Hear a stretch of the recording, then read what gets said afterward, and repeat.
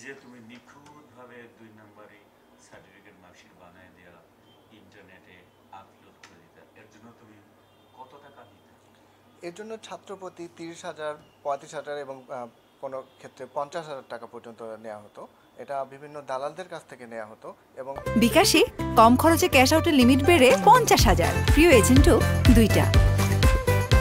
বিভিন্ন প্রতিষ্ঠানের প্রিন্সিপাল যারা আছে তারাও তারা শিক্ষার্থীদের কাছ থেকে নিয়ে তারা আমার কাছে প্রিন্সিপাল দিয়ে তো হতো। শিক্ষক, প্রতিষ্ঠানের মালিক যারা পরিচালক, পরিচালকরাও আমাদের সাথে এই ধরনের তাদের শিক্ষার্থীদের তথ্য দিত এবং তারাও এরা দিত। আবার ওই যে পরীক্ষার্থী যারা প্রান্তিক পর্যায়ে আছেন তাদের কাছ থেকে কি পরিমাণ নিত?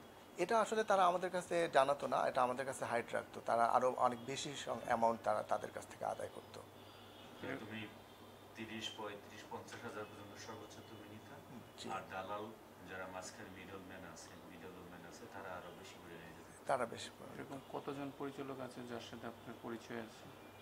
প্রায় ৩০ জনের মতো এরকম পরিচালক বা দালাল যারা আছে তাদের সাথে এরকম পরিচয় আছে। এরা কোন কোন অঞ্চলে বাংলাদেশের? এরা আমার সাথে তো ঢাকায় যোগাযোগ হয়, এটা ছাড়াও আমার যাদের সাথে যোগাযোগ আছে নরসিংদী, ময়মনসিংহ, উম, আহ, আহ, খুলনা, দেশের বিভিন্ন পর্যায়ে, দিনাজপুরের, গাজীপুর আছে, ঢাকা, ময়মনসিংহ, এই এরিয়াগুলোতেই আমি বেশি পেয়েছি আসলে, কিশোরগঞ্জ।